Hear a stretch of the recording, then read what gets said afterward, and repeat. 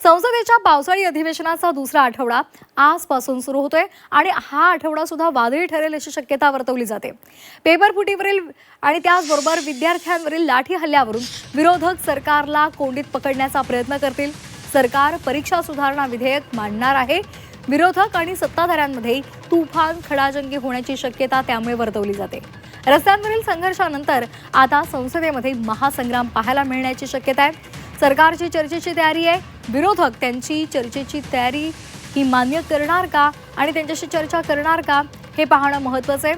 आजपासून संसदेच्या पावसाळी अधिवेशनाचा दुसरा आठवडा सुरू होतोय आणि संसदेमध्ये परीक्षा सुधारणा विधेयक सादर केलं जाणार आहे। केंद्रीय मंत्री जितेंद्र सिंह लोकसभेमध्ये हे विधेयक मांडतील आणि याचबरोबर विविध महत्त्वपूर्ण विधेयकं आणि राष्ट्रीय मुद्द्यांवर सुद्धा जोरदार चर्चा होण्याची शक्यता आहे।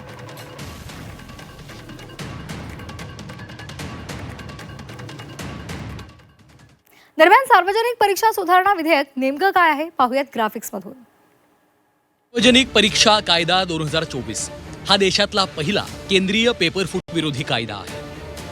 या कायद्याला 12 फेब्रुवारी 2024 रोजी राष्ट्रपतींची मंजुरी मिळाली आणि 21 जून 2024 पासून तो देशभरात लागू होईल।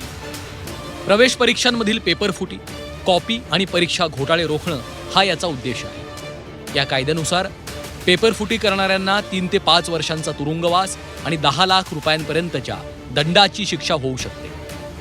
जर एखादी टोळी सामील असेल तर शिक्षा 5 ते 10 वर्षांचा तुरुंगवास आणि 1 कोटी रुपयांचा दंड आहे। जर परीक्षा संस्था पेपरफुटीसाठी दोषी आढळली तर शिक्षेमध्ये 1 कोटी रुपयांचा दंड, परीक्षेच्या संपूर्ण खर्चाची वसुली आणि पुढील 4 वर्षांसाठी कोणतीही परीक्षा घेण्यावर बंदी यांचा समावेश आहे। या कायद्यानुसार गुन्हेगारावर अजामीनपात्र आरोप लावले जातात। प्रकरण तडजोडीनं मिटवता येत नाही। प्रकरणाचा तपास DSP किंवा वरिष्ठ अधिकारी करतात।